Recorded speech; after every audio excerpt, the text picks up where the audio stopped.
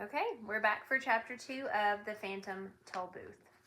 Beyond Expectations. Suddenly he found himself speeding along an unfamiliar country highway, and as he looked back over his shoulder, neither the Tollbooth nor his room, nor even the house was anywhere in sight. What had started as make-believe was now very real. What a strange thing to have happened, he thought, just as you must be thinking right now. This game is much more serious than I thought, for here I am riding on a road I've never seen, going to a place I've never heard of, and all because of a toll booth which came from nowhere. I'm certainly glad that it's a nice day for a trip, he concluded hopefully, for at that moment this was the one thing he definitely knew. The sun sparkled, the sky was clear, and all the colors he saw seemed to be richer and brighter than he could ever remember. The flowers shone as if they'd been cleaned and polished, and the tall trees that lined the road shimmered in silvery green. "Welcome to Expectations," said a carefully lettered sign on a small house at the side of the road. "Information, predictions, and advice cheerfully offered. Park here and blow horn." With this first sound from the horn, a little man in a long coat came rushing from the house, speaking as fast as he could and repeating everything several times. My, welcome, welcome, welcome, welcome to the land of expectations, to the land of expectations, to the land of expectations. We don't get many travelers these days. We certainly don't get many travelers these days. Now, what can I do for you?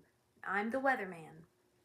"Is this the right road for Dictionopolis?" asked Milo, a little bowled over by the effusive greeting.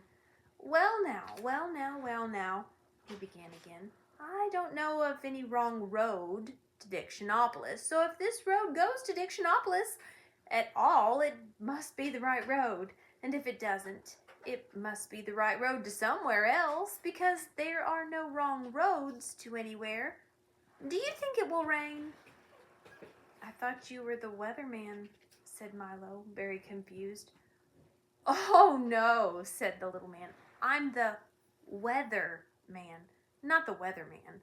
For after all, it's more important to know whether there will be weather than what the weather will be." And with that he realized a dozen balloons that sailed off into the sky.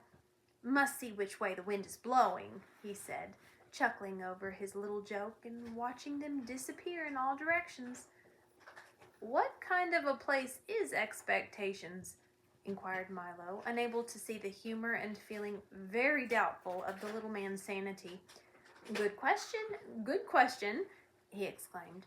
"Expectations is the place you must always go to before you get to where you're going.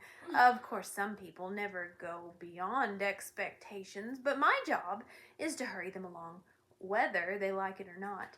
Now, what else can I do for you?" And before Milo could reply, he rushed into the house and reappeared a moment later with a new coat and an umbrella. "I think I can find my own way," said Milo, not at all sure that he could. But since he didn't understand the little man at all, he decided that he might as well move on, at least until he met someone whose sentences didn't always sound as if they would make as much sense backwards as forwards. "Splendid, splendid, splendid," exclaimed the weatherman. "Whether or not you find your own way, you're bound to find some way. If you happen to find my way, please return it, as it was lost years ago. I imagine by now it's quite rusty. You did say it was going to rain, didn't you?" And with that he opened the umbrella and looked up nervously. "I'm glad you made your own decision. I do so hate to make up my mind about anything, whether it's good or bad, or up or down, in or out, rain or shine. Expect everything, I always say, and the unexpected never happens. Now, please drive carefully. Goodbye, goodbye, goodbye." Good. His last good was drowned out by an enormous clap of thunder, and as Milo drove down the road in the bright sunshine, he could see the weatherman standing in the middle of a fierce cloudburst that seemed to be raining only on him. The road dipped now into a broad green valley and stretched toward the horizon, The little car bounced along with very little effort, and Milo had hardly to touch the accelerator to go as fast as he wanted. He was glad to be on his way again. It was all very well to spend time in expectations, he thought, but talking to that strange man all day would certainly get me nowhere. He's the most peculiar person I've ever met, continued Milo, unaware of how many peculiar people he would shortly encounter. As he drove along the peaceful highway, he soon fell to daydreaming and paid less and less attention to where he was going.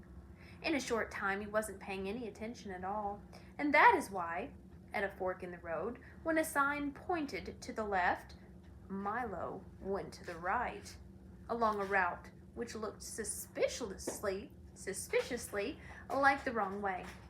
Things began to change as soon as he left the main highway. The sky became quite gray, and along with it the whole countryside seemed to lose its color and assume the same monotonous tone. Everything was quiet, and even the air hung heavily. The birds sang only gray songs, and the road wound back and forth in an endless series of climbing curves. Mile after mile after mile after mile he drove, and now gradually the car went slower and slower until it was hardly moving at all. It looks as though I'm getting nowhere, yawned Milo, becoming very drowsy and dull. I hope I haven't taken a wrong turn, mile after mile after mile after mile, and everything became grayer and more monotonous. Finally, the car just stopped altogether, and as hard as he tried, it wouldn't budge another inch. I wonder where I am, said Milo in a very worried tone. You're in the doldrums, wailed a voice that sounded far away. He looked around quickly to see who had spoken. No one was there, and it was as quiet and as still as one could imagine. Yes, the doldrums, yawned another voice. But still, he saw no one. What are the doldrums? He cried loudly, and tried very hard to see who would answer this time. The doldrums, my friend, are where nothing ever happens and nothing ever changes. This time the voice came from so close that Milo jumped with surprise, for sitting on his right shoulder so lightly that he could hardly notice was a small creature exactly the color of his shirt. Allow me to introduce all of us, the creature went on. We are the Lethargerians. Let's try that again. Lethargerians, at your service. Milo looked around and, for the first time, noticed dozens of them sitting on the car, standing in the road, and lying all over the trees and bushes. There they were, difficult to see, because whatever they happened to be sitting on or near was exactly the color they happened to be. Every one looked very much like the other, except for the color, of course, and some looked even more like each other than they did like themselves. I'm very pleased to meet you, said Milo, not sure whether or not he was pleased at all. I think I'm lost. Can you help me, please? Don't say think, said the one sitting on his shoe, for the one on his shoulder had fallen asleep. It's against the law. And he yawned and fell off to sleep, too. No one's allowed to think in the doldrums, continued a third, beginning to doze off. And as each one spoke, he fell off to sleep, and another picked up on the conversation with hardly any interruption. Don't you have the rule book? It's Local Ordinance 175389-J. Milo quickly pulled the rule book from his pocket, opened to the page, and read Ordinance 175389-J. It shall be unlawful, illegal, and unethical to think of thinking, surmise, presume, reason, meditate, or speculate while in the doldrums. Anyone breaking this law shall be severely punished. "That's a ridiculous law," said Milo quite indignantly. "Everybody thinks." "We don't," shouted the Lothargerian all at once. "And most of the time, you don't," said a yellow one sitting on a daffodil. "That's why you're here. You weren't thinking, and you weren't paying attention either. People who don't pay attention often get stuck in the doldrums." And with that, he toppled out of the flower and fell snoring into the grass. Milo couldn't help laughing at the little creature's strange behavior, even though he knew it might be rude. "Stop that at once," ordered the plaid one, clinging to his stocking. "Laughing is against the law. Don't you have a rule book? It's Local Ordinance 574381-W. Opening the book again, Milo found Ordinance 574381-W. "In the doldrums, laughter is frowned upon, and smiling is permitted only on alternate Thursdays. Violators shall be dealt with most harshly." "Well, if you can't laugh or think, what can you do?" asked Milo. "Anything as long as it's nothing." "And everything as long as it isn't anything," explained another. "There's lots to do.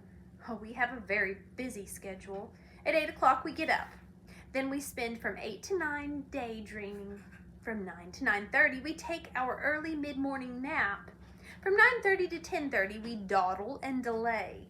From 10:30 to 11:30 we take our late early morning nap. From 11:30 to 12 we bide our time and then eat lunch. From 1 o'clock to 2 o'clock we linger and loiter. From 2 to 2:30 we take our early afternoon nap. From 2:30 to 3:30 we put off for tomorrow what we could have done today. From 3:30 to 4 we take our early late afternoon nap. From 4 to 5 we loaf and lounge until dinner. From 6 to 7 we dilly-dally. From 7 to 8 we take our early evening nap, and then for an hour before we go to bed at 9 we waste time. As you can see, that leaves almost no time for brooding, lagging, plodding, or procrastination, and if we stopped to think or laugh, we'd never get anything done. "You mean we'd never get nothing done." "You mean you'd never get anything done," corrected Milo. "We don't want to get anything done," snapped another angrily. "We want to get nothing done, and we can do that without your help. You see," continued another in a more conciliatory tone, "it's really quite strenuous doing nothing all day, so once a week we take a holiday and go nowhere, which is where we're going when you came along. Would you care to join us?" "I might as well," thought Milo. "That's where I seem to be going, anyway." "Tell me," he yawned, for he felt really ready for a nap now himself. "Does everyone here do nothing?" "Everyone but the terrible watchdog," said two of them, shuddering in chorus. "He's always sniffing around to see that nobody wastes time. A most unpleasant character." "The watchdog?" said Milo quizzically. "The watchdog," shouted another, fainting from fright. For racing down the road, barking furiously and kicking up a great cloud of dust, was the very dog of whom they had been speaking. "Run! Wake up! Run! Here he comes, the watchdog!" Great shouts filled the air as the Lothargerians scattered in all directions and soon disappeared entirely. "Ruff, ruff!" exclaimed the watchdog as he dashed up to the car, loudly puffing and panting. Milo's eyes opened wide, for there in front of him was a large dog, perfectly normal head, 4 feet, and a tail, and the body of a loudly ticking alarm clock. "What are you doing here?" growled the watchdog. "Just killing time," replied Milo apologetically. "You see—" "Killing time?" roared the dog so furiously that his alarm went off. "It's bad enough wasting time without killing it," and he shuddered at the thought. "Why are you in the doldrums anyway?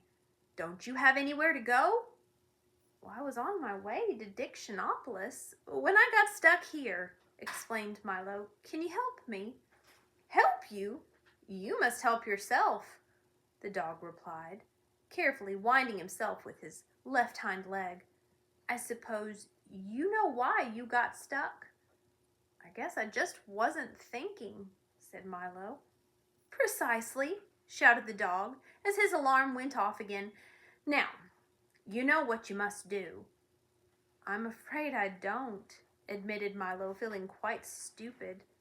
"Well," continued the watchdog impatiently, "since you got here by not thinking, it seems reasonable to expect that in order to get out, you must start thinking." And with that, he hopped into the car. "Do you mind if I get in? I love automobile rides." Milo began to think as hard as he could, which was very difficult since he wasn't used to it. He thought of birds that swim and fish that fly. He thought of yesterday's lunch and tomorrow's dinner. He thought of words that begin with J and numbers that end in 3. And as he thought, the wheels began to turn. "We're moving! We're moving!" he shouted happily. "Keep thinking," scolded the watchdog. The little car started to go faster and faster as Milo's brain whirled with activity, and down the road they went. In a few moments they were out of the doldrums and back on the main highway. All the colors had returned to their original brightness, and as they raced along the road, Milo continued to think of all sorts of things, of the many detours and wrong turns that were so easy to take, of how fine it was to be moving along, and most of all, of how much could be accomplished with just a little thought. And the dog, his nose in the wind, just sat back, watchfully ticking. That was the end of chapter 2.